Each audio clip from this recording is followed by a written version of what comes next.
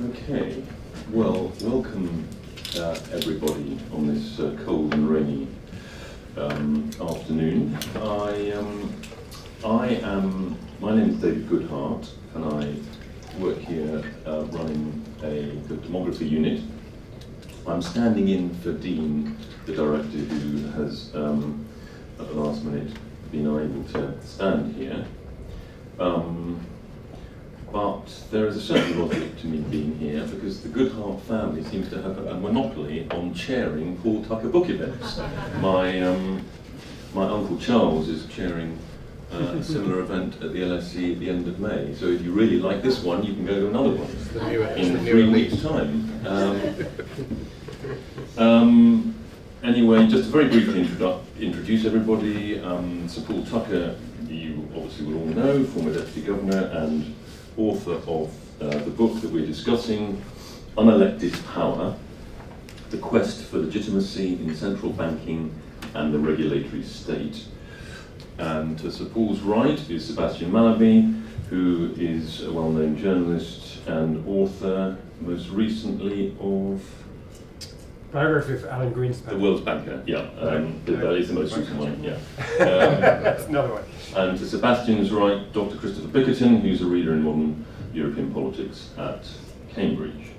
I'm also very pleased to be chairing this meeting because I think this is one of the biggest and most important political issues, and one of the kind of fuzziest and hardest to pin down political issues of our time. I certainly think the depoliticisation of large areas of political life, from European integration to independent central banking, has now been challenged by the Trump Brexit phenomenon. And that depoliticisation must now either be justified, as Sir Paul is doing, or to some extent reversed. And we need to think a lot harder about how national democratic sovereignty can be aligned with sensible, disinterested decision making, and I think that is the puzzle, the big question that Paul has tried to answer. So I will hand over to Paul, who will speak for 5 or 6 minutes, and as will Sebastian and Christopher, and then we will hopefully still have about half an hour for discussion. So over to you, Paul. Thank you very much, David, and thanks very much to Dean in absentia for hosting this event. I'm very pleased that the first time I speak about this book in London is here, and that's partly because, although I spent a good deal of my life as a central banker, the book isn't really for central bankers, and it's definitely not about the innards of central banking. It's about whether it's okay to give as much power as we have in democratic societies to activist judges, regulators, and central bankers. And the book isn't just a defense of insulated authorities. It's also how we should constrain them, and there are plenty of authorities around the world who I think should be less independent than they are, and perhaps one or two that should be more. I'm going to bring in your traditional power project. Don't worry, I can remember where I'm standing. Even which country I'm in. Why does this matter? I mean, the defining feature of representative democracy, it has many, but the one that is most important for this is that it brilliantly separates how we feel about the government of the day from our allegiance to the system of government. And so when government failure inevitably occurs in any field, when there is persistent and abject policy failure, which is almost inevitable, the 20th century debates about whether we think market failure is more prevalent than government failure or vice versa is utterly stupid. I mean, both are almost inevitable. When government failure occurs, whether we're in this country or Germany or France or the United States, the 4 jurisdictions other than the EU I talk about most in the book, in 4 of those cases we just vote out our governors and continue with our system of government. This obviously doesn't work quite as happily if an increasing part of our governance is in the hands of people that we cannot vote out, whether it be central bankers or judges, or regulators of utilities or antitrust regulators. The legitimacy of the title matters because what legitimacy does is it delivers resilience to our system of government in the face of policy failure. An underlying theme of the book, and this is when I will start to genuflect in the direction of the Unelected Power project, is that a certain kind of liberalism may be necessary but is insufficient. And by what I mean by that is that a delegation to an insulated central bank or regulator that has the correct legal form, it's gone through Parliament or Congress, through the Assembly, and where there is oversight by judges of conformity with public law, may be necessary but is not sufficient, because it is a world where the delegating statute can be thin and vague, and where the oversight, as the Americans always use the language, oversight is one set of unelected people adjudicating the decisions of another set of unelected people. And whereas there's a lot of people concerned with a liberal democracy, perhaps particularly in Eastern and Central Europe, we should be just as concerned about a drift to a form of undemocratic liberalism. Now, if that's right, then we need to call upon the Republican part of our political heritage as well as the liberal part. We shouldn't give up on the liberal part, but we should call as well on the Republican part. By that I don't mean anything about anti-monarchy, I mean something about involving the people as citizens rather than just as consumers and workers. And what the book does is it sets out how some principles for delegation may both enhance welfare, and then explores whether or not those principles stand up by the lights of our deep political values, including in particular the values of democracy. And I'll mention just three. One is that high policy should be decided by elected representatives. Secondly, that there should be accountability to those representatives so that they can decide whether or not to maintain their delegation. And that requires an objective that is sufficiently clear and public to be monitored, and it requires that power within independent agencies should be dispersed, notably through one person, one vote committees. Now, just briefly sketching that set of principles, there are an awful lot of failures around the world, all kind of shortfalls. In this country and elsewhere, there are plenty of utility regulators or antitrust regulators that have got highly vague and multiple objectives where the trade-offs are made by unelected people rather than elected people. Utility regulators in this country and also the Consumer Finance Protection Bureau of the States have effectively one policymaker rather than a committee of policymakers, so very concentrated power. And the tribunal system is very interesting in the way that it, in this country, in the way that it blurs accountability to judges with accountability to politicians. And I'm going to quote one bit, which is from a speech from a very senior judge in this country a few years ago when they were in charge of the tribunal system. Expediency requires that where Parliament is established, such as specialist appellate tribunal in a particular field, its expertise should be used to best effect to shape and direct the development of law and practice in that field. Those last words, to shape and direct the development of law and practice in that field. Those are the words of a policymaker. I know how policymakers sound, I was one. And yet, because the tribunal system is a system that is part of the judiciary, the members of the tribunal never have to go in front of a select committee and explain their general policy. I will conclude with a few remarks on central banking, one of which is relevant to central banks everywhere, the other of which is relevant to central banks here in the United States. There is a great debate about lender of last resort in the United States. There isn't here. If you follow the precepts of my book, in this country, rather than the Treasury taking powers to direct the Bank of England to lend when the Bank of England doesn't want to lend, it would have been far better for Parliament to give the Bank of England a clear objective to lend subject to constraints and to require the Bank of England to make its lender of last resort decisions by committee, which I don't think it has to.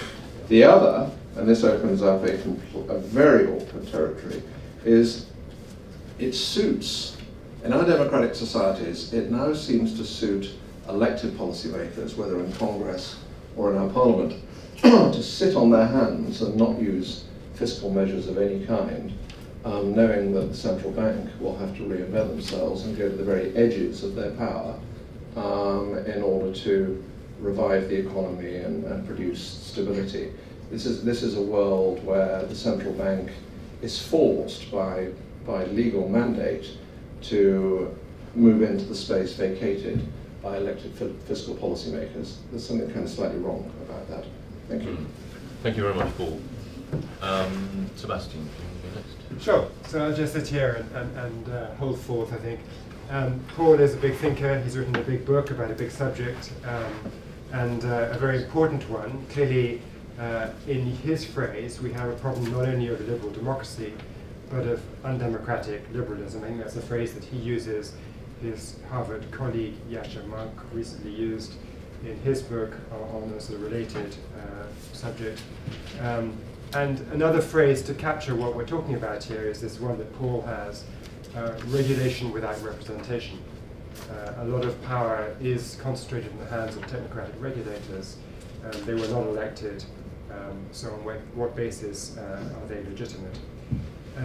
And while all this is going on, the rise of democratic power, you have, in a way, the corrosion of the legitimacy of the elected branch, which I think is another exacerbating factor in all this, because of the rise of spin doctors and sort of professional givers of money and lobbyists and all that, which has again lifted even the elected branch into the hands of sort of dedicated professionals and made it all seem more remote from ordinary people, giving rise, therefore, to concerns among voters that there is a deep state, to use Steve Bannon's phrase, that we should all be very worried about. And clearly, that perspective has some traction. Now, the question is, what do we do about all this? And Paul's central contribution, as I take it, is to lay out some principles for delegation. These come with a capital P and a capital D, and they are laid out in the appendix as well as at various points during the book.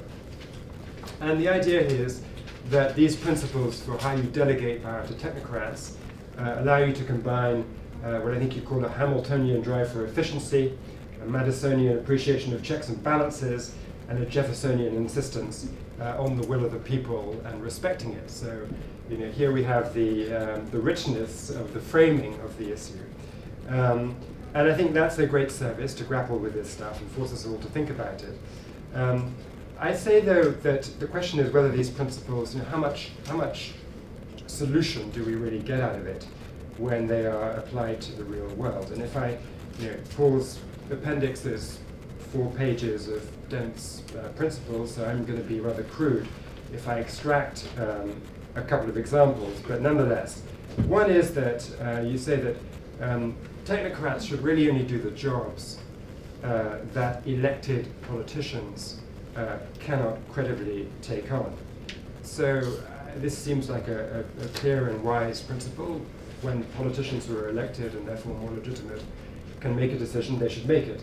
The problem is that the complexity of the world increases, and therefore the complexity of governmental decisions increases. And whether you are talking about the technology of food production, the technology of financial instruments, the technology of how power generation works and how it impacts health and the environment, none of this stuff is growing more simple, and therefore the need for technocrats is expanding. And so even if we adhere strictly to Paul's principle that elected politicians should make all of the decisions that they can make, I would submit that this is a rather restricted group of decisions.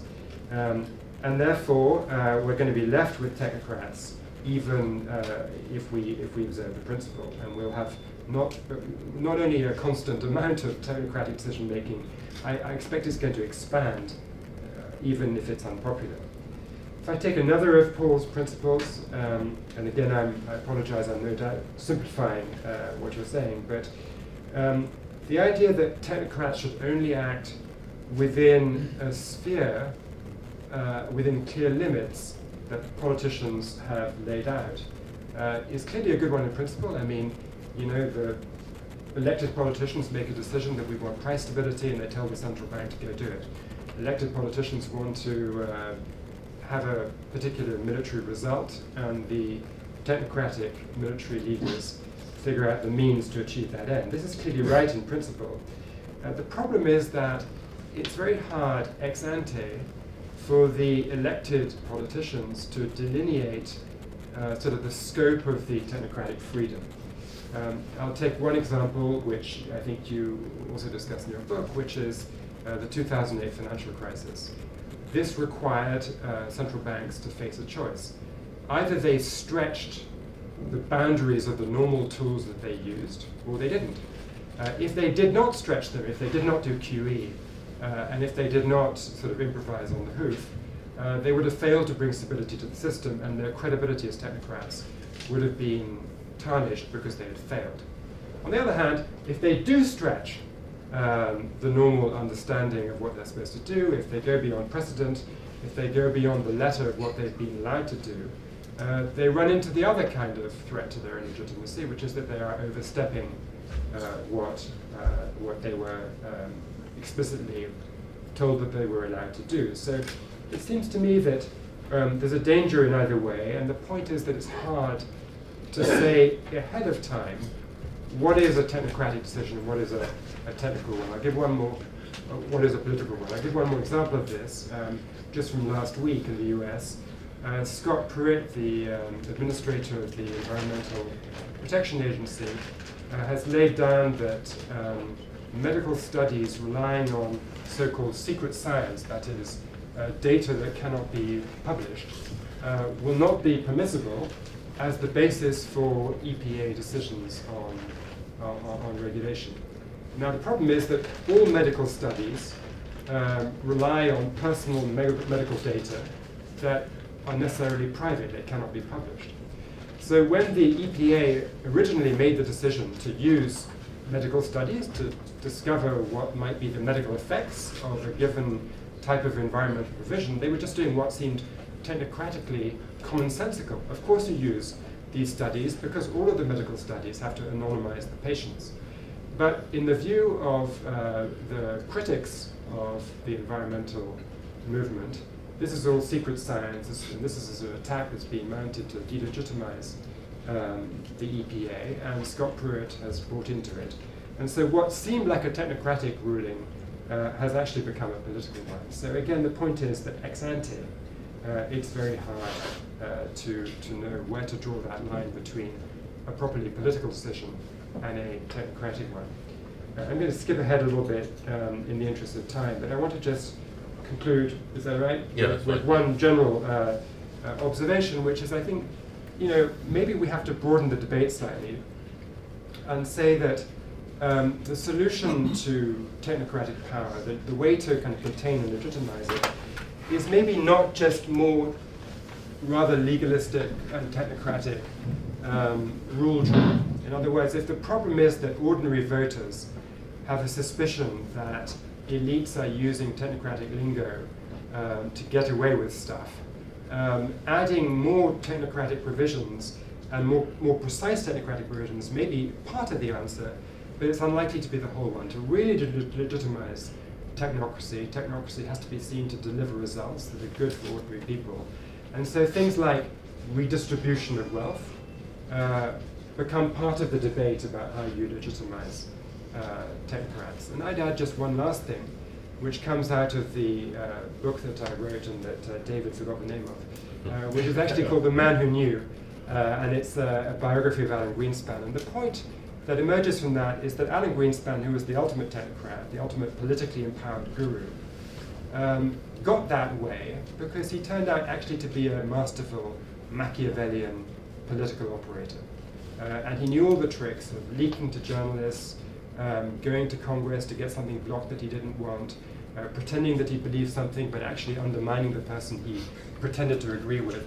He was as political as you could be, and that is why he was a technocrat who was able to build his technocratic power into such an unassailable position. So I think that's a third thing to consider. is the sort of political skills of the technocrats may have a lot to do with their perceived legitimacy. Thank you. Chris, and by the way, do mention your most recent book, which I didn't mention at all. Okay, good afternoon, everybody. Now, it's a particular academic conceit, I think, to imagine that great books are only written by academics. And this is really great proof that out of the policy world, out of somebody who has experience as a policy maker, you also get some really great books.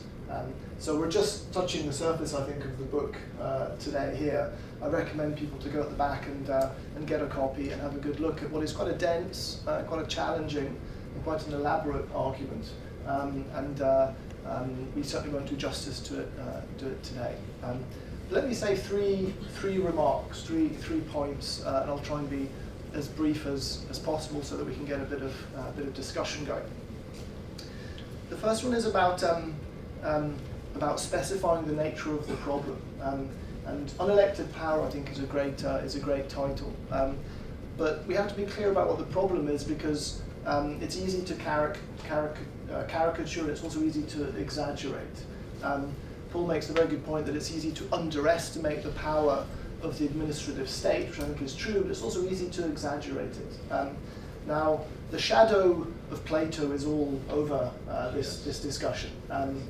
But I think we have to just remember very, very quickly that we're not really in a Platonic context. For Plato, he did something which was very radical, which was to eliminate the boundary between the polis and the oikos, the household. And he said we can reimagine the polis as the oikos, as the household, and pretend that it's something that we can administer through skills that can be acquired. That was the radical move he made in challenging Aristotle's distinction between the polis and the oikos.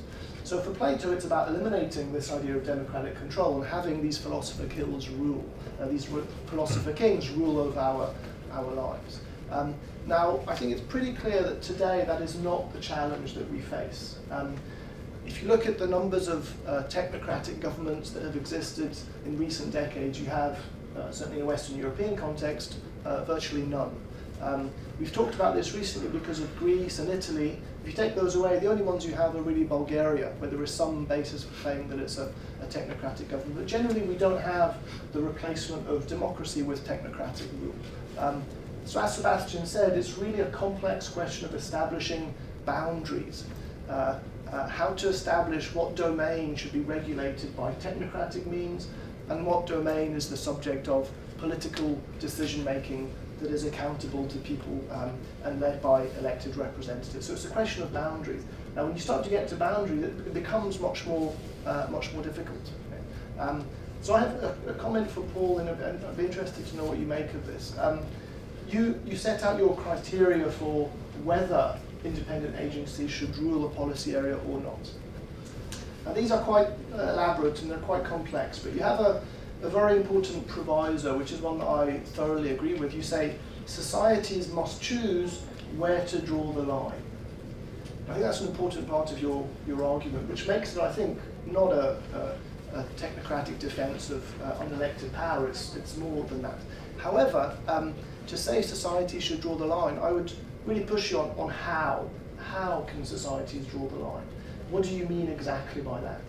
For instance, would we have a succession of referendums on questions of technical competence or of the mandates to give to independent bodies? Would that be viable? Are you talking about the re-empowerment of parliamentary bodies? Are you talking about a slightly more informal set of public consultations? You talk quite a lot in the book about the need for dialogue. So policymakers have to be, especially when they're within these independent bodies, they have to be legitimacy seekers. So would you imagine a kind of series of public meetings across the country where these central bankers and others speak to the public? The reason why I push you on this is because it's very easy for that to be technocratically managed. It's very easy for these technocratic consultations to be all show but not really substance. So how exactly, if you say societies must choose, how can you make sure that the societies are still the ones with the sovereign power, and the independent agencies simply have delegated power? Because it's very easy for those two things to go the other way around, and so the people have sort of are brought in to legitimise the technocratic drawing of those boundaries. A couple of other quick remarks. In your discussion about which areas should be subject to the rule of independent bodies, you make quite an important distinction between those areas that have a kind of social consensus around the policy goals and those that do not. And the way you describe it is that those that basically lead to having to ask distributive questions about who gets what tend not to have a lot of consensus around them. Whereas others where everyone is better off can be thought of as having that degree of societal consensus. Now, that's the conventional way, I think, of thinking about certainly the independence of central banks and monetary policies. We assume that we're in an age where there's a certain degree of societal consensus around what central banks should do, predominantly target low inflation and not think about other things as part of their mandates. Now, what David was saying at the beginning, I think, is we are in an age where it's worth reflecting on whether that societal consensus exists. And I would be interested to know, do you think it even exists in monetary policy? We're at a time now where we have 20 years of central bank independence in this country that allows us to really look back and say how successful has this arrangement been? Are we still happy with the way it works? Perhaps we're not. And I think that kind of questioning is beginning to emerge. And so I'm not sure whether the consensus that you describe really exists in those areas. Now, if we live in an age where there is no consensus, that poses a fundamental question about whether you can have independent agencies with many remits in the way that we do. The final thing is you say something at the end of the book which I absolutely applaud, which is that we need an audit of our regulatory state. I think that is absolutely fundamental. Today we're not in the early 1980s where some of these ideas about delegating power to independent bodies is new and exotic. We're at a time today where we've had a long period of time where this has been the predominant way of conducting decision making. And so I think it's absolutely urgent for there to be an assessment of whether this has really worked. I think partly it's an assessment about whether it's delivered, as Sebastian says, have the outcomes been better than they would be otherwise. But it's also about the principles under which they've been governed. But my question to you is how do you, have you given any thought to this audit? How might one carry it out? And presumably the audit itself may be conducted by people who would have a stake in suggesting that the results have been quite positive. So how can we have an audit that is a genuinely critical audit rather than a staged audit by the technocrats themselves? Good. Well, why don't you just quickly respond, perhaps, to Chris's very direct question and anything that Sebastian raised, and then we'll open it up. This is wonderful. Thank you both very much indeed. I'm going to start with the social consensus question. So, if it were the case that there is no longer a social consensus in favour of price stability, then I'm personally not in favour of central banks being independent. So my position depends entirely on there being a social consensus as judged by the people's elected representatives. And I can bring out a point that Sebastian made here about Pruitt and the EPA. Something I say, not in passing, but touch on briefly, is that I'm prepared to assert, and I think you can see this in the United States in particular, that there is not a social consensus around environmental policy. So it's not an accident that few environmental protection agencies are independent. Indeed, the EPA isn't. Pruitt can be fired. The president gets up tomorrow morning and is fed up with Pruitt. He can fire him. And his reason for not doing so would be partly that in appointing a successor, he'd have to get whoever it was through the Senate. This goes on to where should the debate be? Well, I think the kernel of the debate has to be in the elected assembly, and therefore in this country in the select committees. So who should conduct the audit? Bernard Jenkins' committee of the House of Commons, the Administration Committee, or some kind of the liaison group. the committee of all the chairs of all the select committees. It'd be slightly different in the United States, it'd be slightly different in Germany. And they should generate the debate. I mean, the technocrats can contribute to the debate, but the technocrats going around the United States or around the continent of Europe isn't a substitute for elected people doing so. I want to address one point that Sebastian made. What I'm looking for isn't very detailed prescriptions in legislation. If I had to focus on one thing other than one person, one vote committees, it would be an objective that is sufficiently clear to be monitorable, so that we don't just hand over power and then say, well, we can't tell what you're doing. And to draw on part of my own past professional life, there was this peculiar thing amongst bank supervision where it was completely secretive and confidential, because if you reveal the state of banks, that would be the very problem you were trying to protect against. And yet, if you asked them what their objective was, they would say, well, to make the system safe and sound. And if you asked them whether it was important, they'd be independent. They'd say absolutely vitally important, and that's in an IMF document, it's in a Basel document. So it's just kind of hand us the powers and trust us. And I'm saying, no thanks, don't think that. And it's not that I believe that that isn't a good way of running administration, although I don't believe it is. It's that if we carry on with that for too long, it is one amongst many other things that can corrode trust in our democratic system of government, which is a precious thing to have. Good, well, thank you. Well, let's open it up now. We've got a lot of people here who've been probably directly involved in some of these issues. We have people from all over the political spectrum too, and it's worth remembering actually that one of the first books on this subject was it Peter Mayer, the Hollowing Out book that was published by Verso? Yes. Yeah. So this is an issue obviously that crosses the entire political spectrum. So who have we got?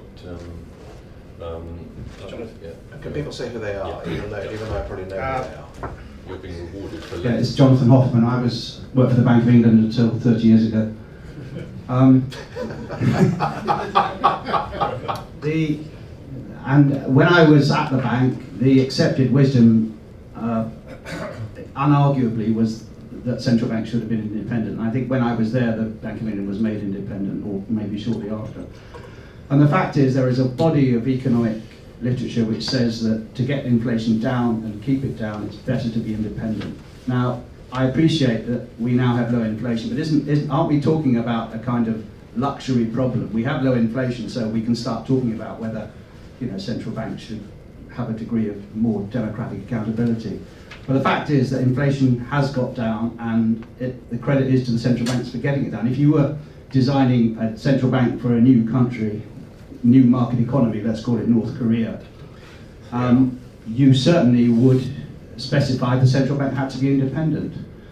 So as far as I'm concerned, for a central bank, there's absolutely no question about that. And also, the demarcation between politics and technocratic is not as rigid as one might think.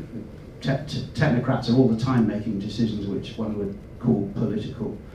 Sorry to have been late. That may have been covered in the introduction. Gentleman just there, in glasses. Thank you. Jeremy Quinn, MP for Horsham. You touched on this, Paul, at the end of your remarks, the grey area between fiscal policy and unconventional monetary policy.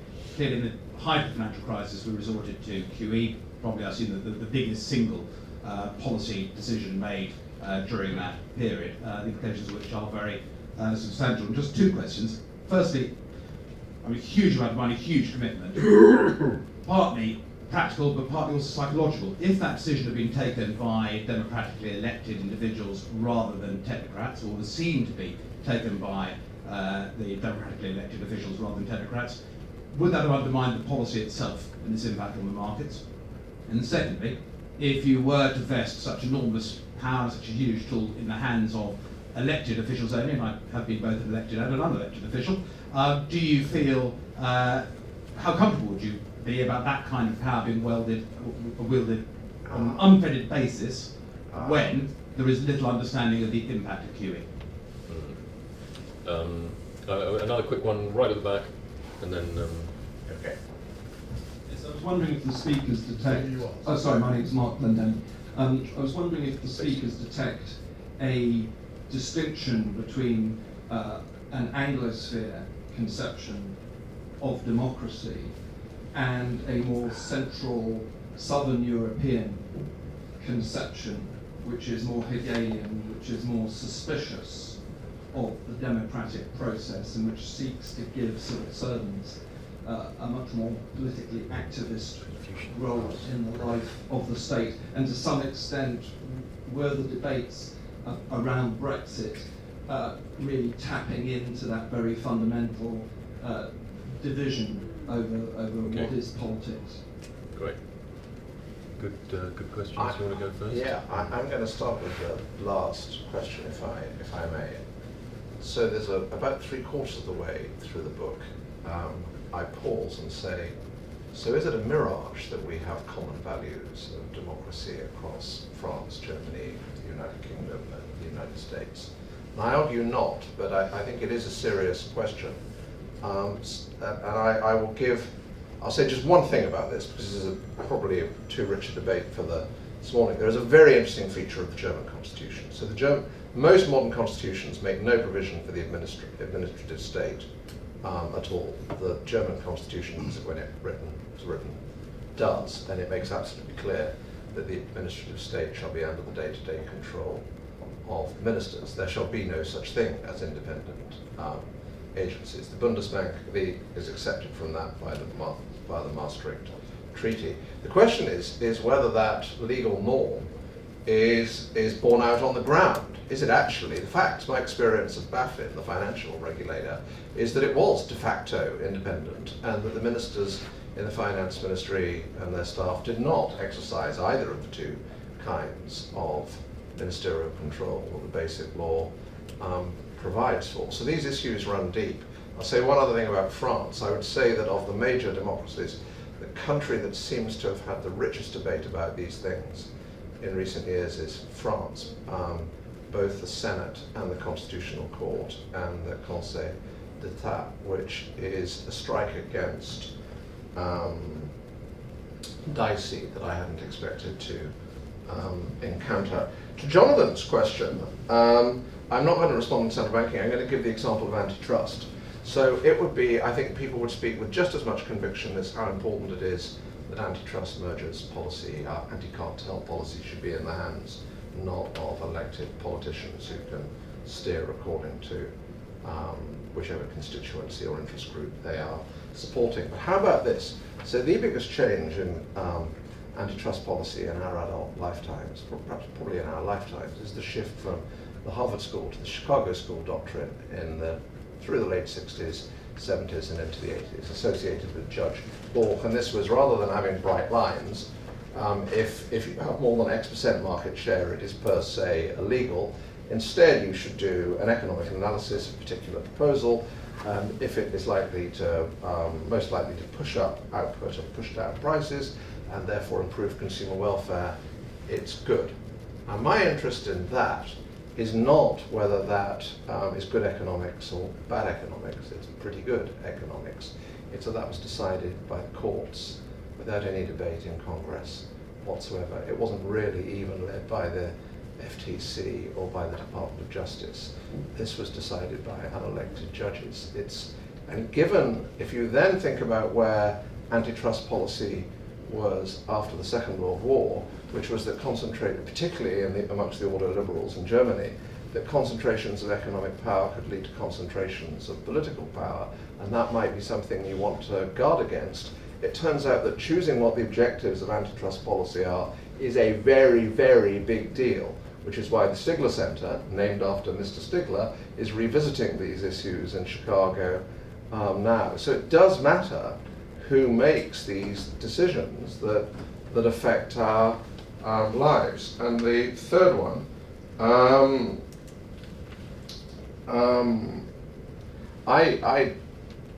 it seems to me that you can actually make a constitutionalist argument for monetary independence, and I do in the book, which is kind of different from the standard time and consistency argument, which is that what the monetary instrument is, implicitly, is a taxation instrument. It has within it the ability to impose the inflation tax.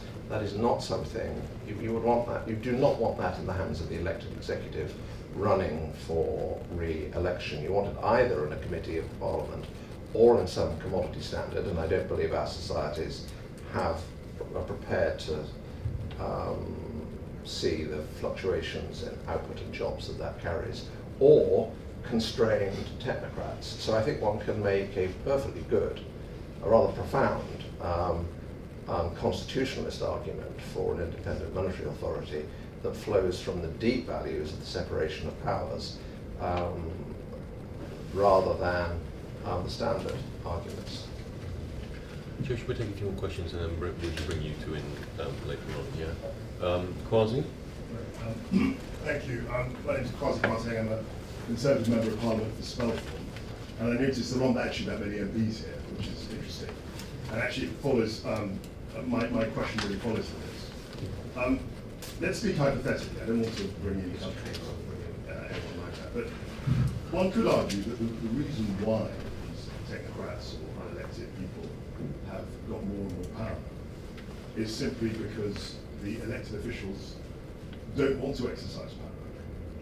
You probably talk about this in your book, but there's a case of saying that the reason why bureaucracies and judges and the rest of them accumulate more power is because they're allowed to do so in the face of elected politicians who aren't actually that interested in wielding the kind of power that you describe.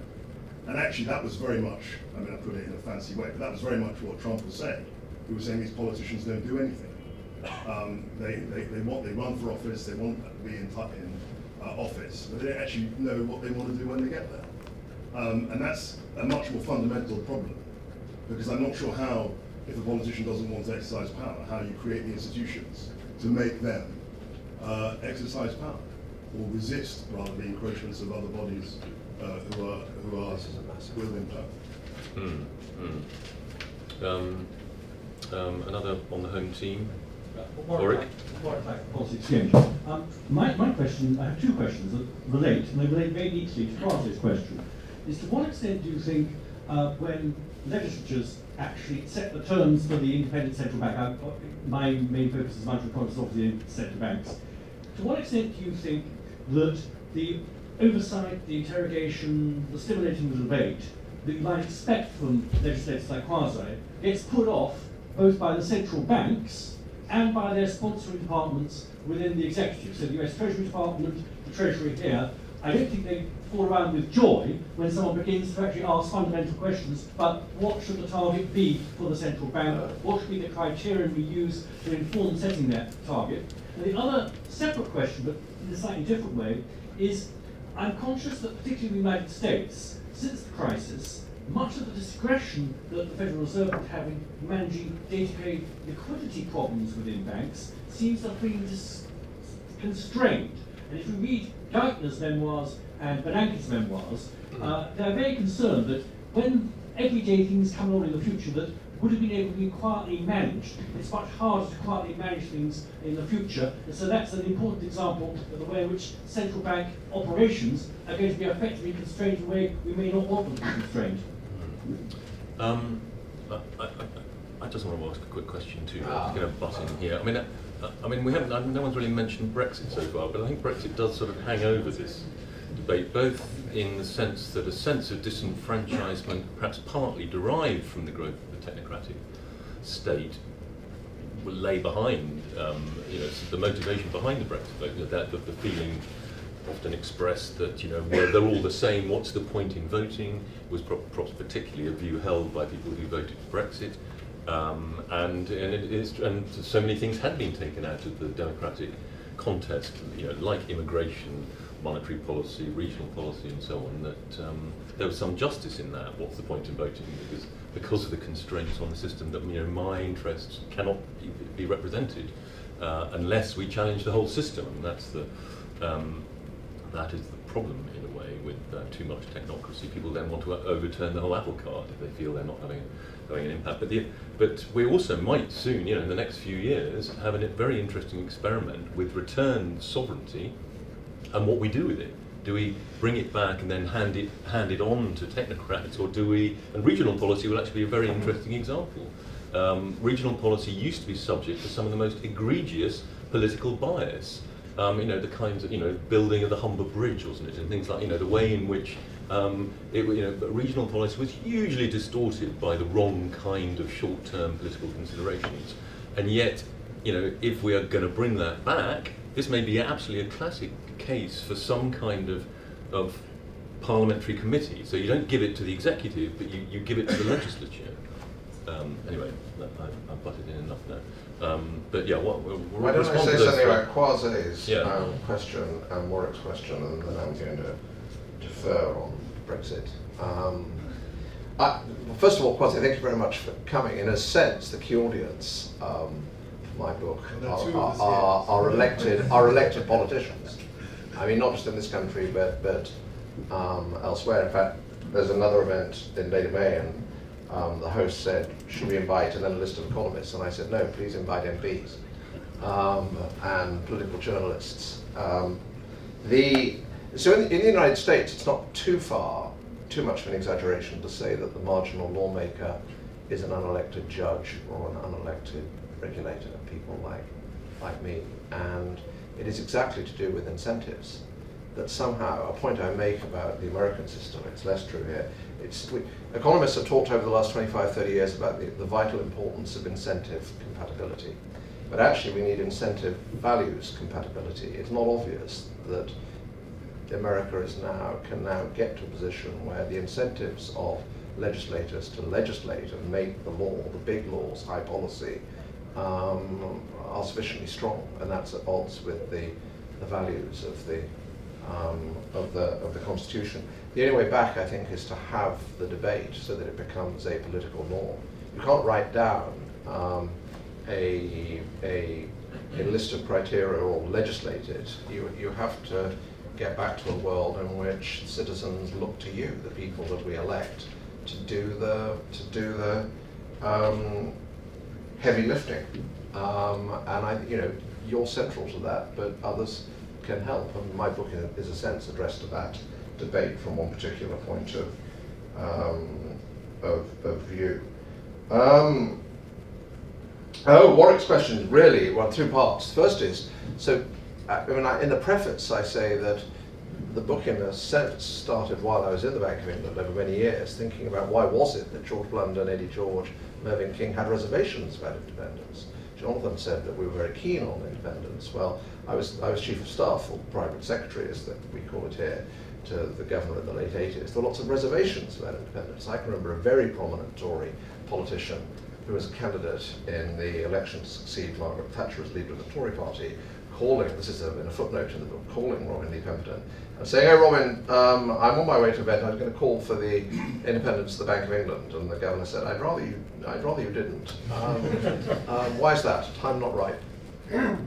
And there was a sense of, yes, if we can get there, but only if we can get there with sufficiently broad support. And I would also say that I think that we, as I then was, we thought that the parliamentary hearings were whereas I think it's not too unfair to my American colleagues to say they regard appearances before Congress as get in and get out, we regarded the appearances before the Treasury Select Committee as absolutely the lifeblood of our legitimacy, and that the broader the debate, the better, really. And of course, sometimes it wasn't terribly comfortable, but so what?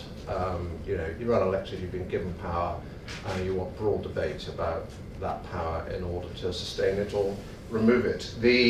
Very quickly, the point you make about Fed LOLR is kind of broadly right, and it goes to a deep point that Sebastian made about, so what in emergencies? And there is a respectable view, not one I quite hold, that that this debate only matters when the chips are really down. And when the chips are really down, will the politicians sit on their hands and let the unelected people be the US cavalry, and should the unelected people be prepared to be the unelected be the US cavalry and rescue the world. And what I want to say about that is you'll never write down a full contingency plan, although you should try. And each generation can do better than the last, but what you need is absolute clarity about the procedure you should follow when you reach the boundaries, and to be concrete about that. In Europe, that would have meant that when Mario rescued the the Euro area project, he should have gone to the Council of Ministers for private blessing beforehand. Okay, well, if you're not going to address the Brexit question, perhaps Sebastian or Chris will, but actually a quick word from you two, and then we'll have a final quick round from the audience.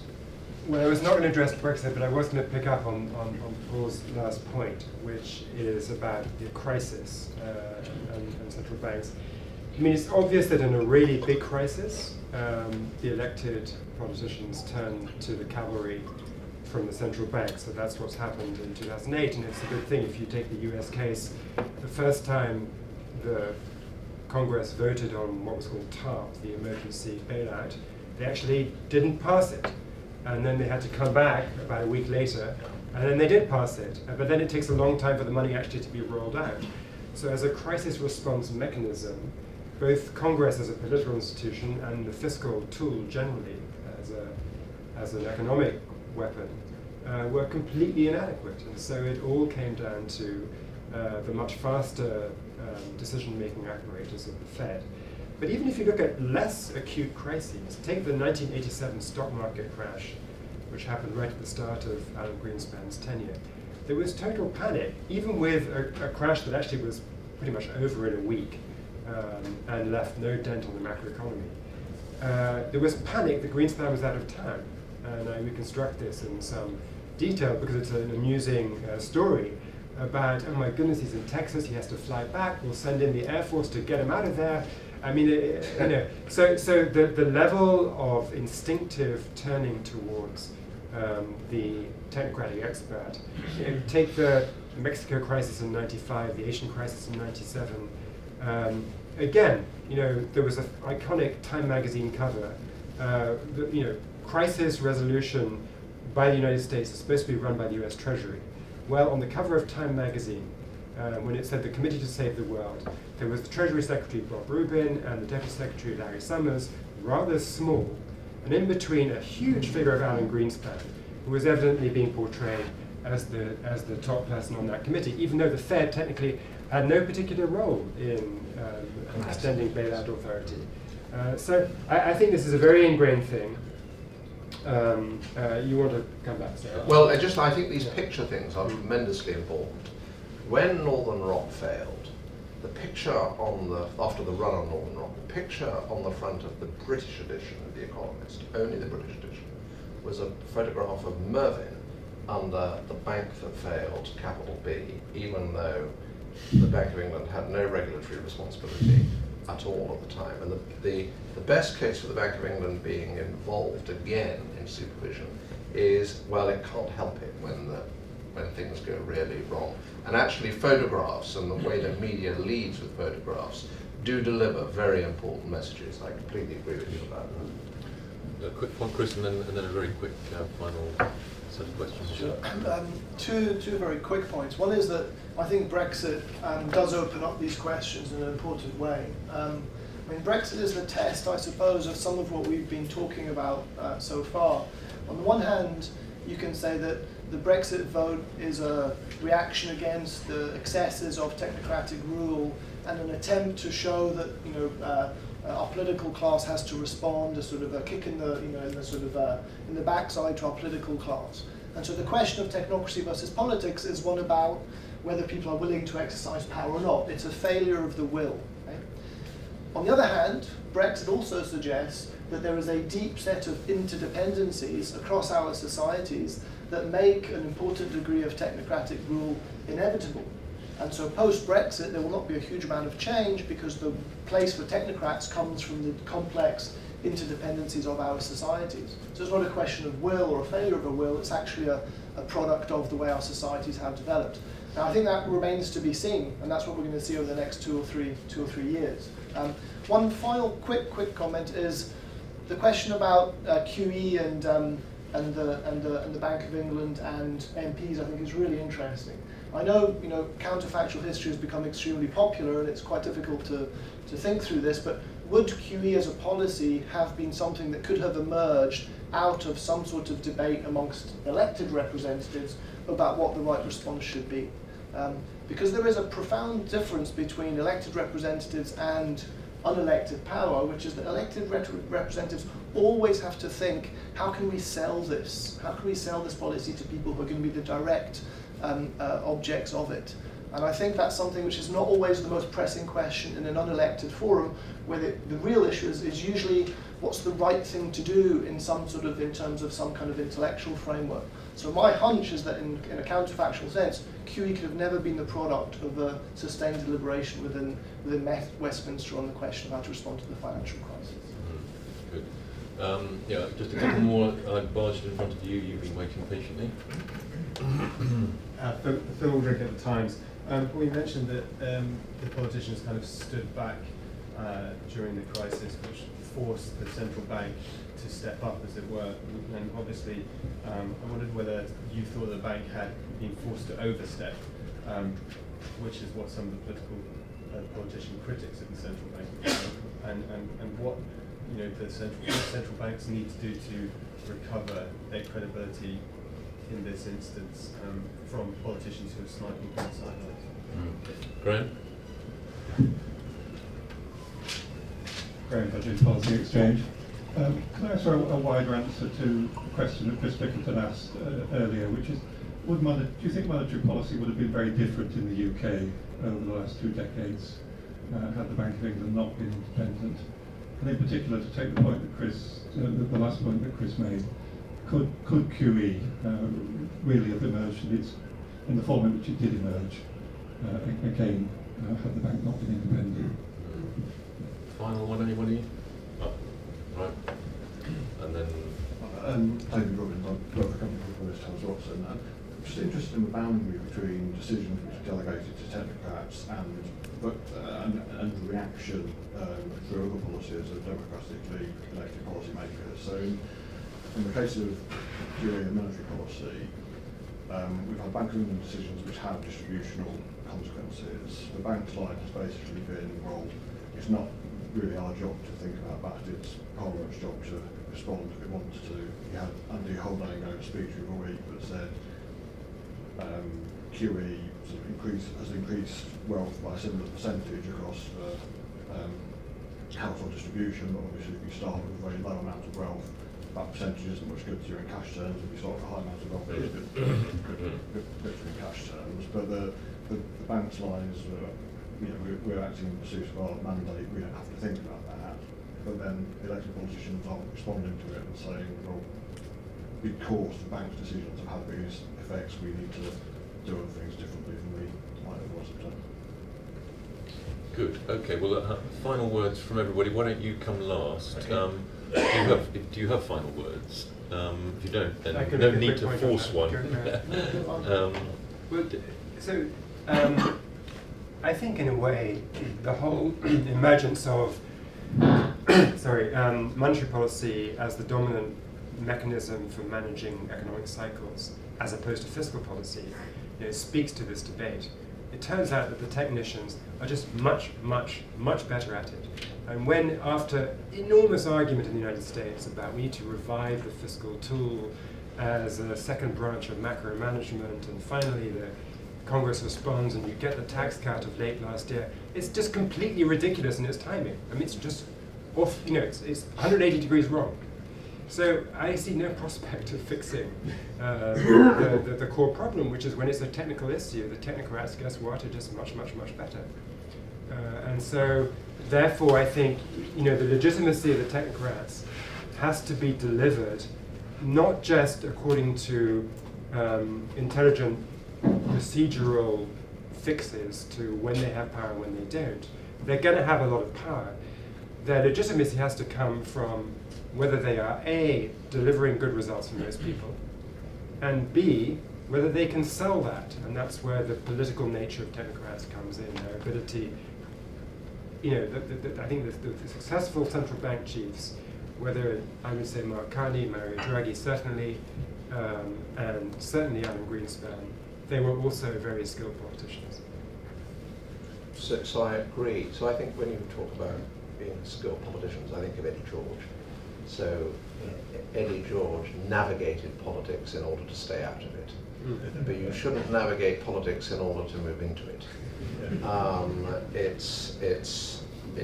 So you need the skill, but how you use the skill is quite demanding.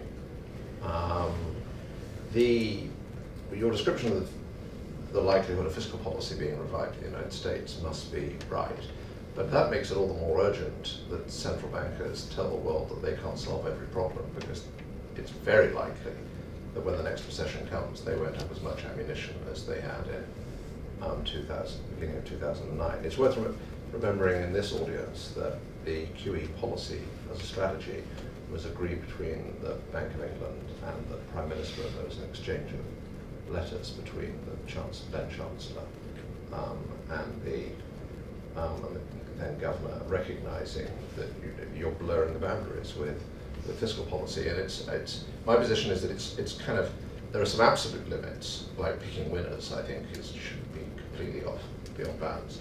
But there is this blurred territory. There isn't a field called monetary policy and a field called fiscal policy. There are unelected monetary policy makers and elected fiscal policy makers, and you need clear procedures that the world understands, and crucially here Parliament understands how to shift the boundaries in certain bad states of the world. And but that isn't a very satisfactory place. If that's replicated across the whole of public policy, it's not a very happy place to end. And it is partly endogenous, going back to Kwase's question, is a world in which we say, well, the politicians can't do it, let's leave it to the technocrats, this isn't too much of an exaggeration, but it's almost self-fulfilling. Whether it be the human capital of the bank today compared to the Treasury, and also the incentives of members of the House of Representatives to fundraise rather than to pass legislation. These are equilibria that are partly a product of the choices that are made about where power lies. I want to finish where I began, which is what is brilliant about representative democracy is that it separates what we feel about the government of the day from what we feel about the system of government.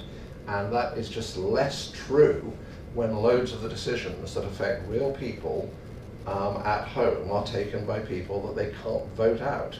And so at the very least, the people in Congress and Parliament and the assemblies in France and Germany and European Parliament need to take very, very seriously their oversight of independent agencies. And one of the things I say is, a former chair of the Agriculture Committee here said, we've simply got too much to do to oversee all of these things. And to the extent that that's true, it places the most important constraint on how much can be delegated. Well, thank you very much. Curiously, the last event we had here, I think the last event, was on the Swiss model. And while we were talking, I was trying to think of countries that might have better balances between technocracy and democracy. And actually, Switzerland is a very odd combination of a very technocratic society in some way, but also one that's kind of run by referendums. I wonder if we'll all end up as Switzerland in the long run. Anyway, we've only scratched the surface, but it's been a fascinating debate, and we're very honoured that you've decided to launch the book here. We wish it well. It is for sale at the back. And can we say thank you to Paul, Sebastian and Chris? Well, thank you.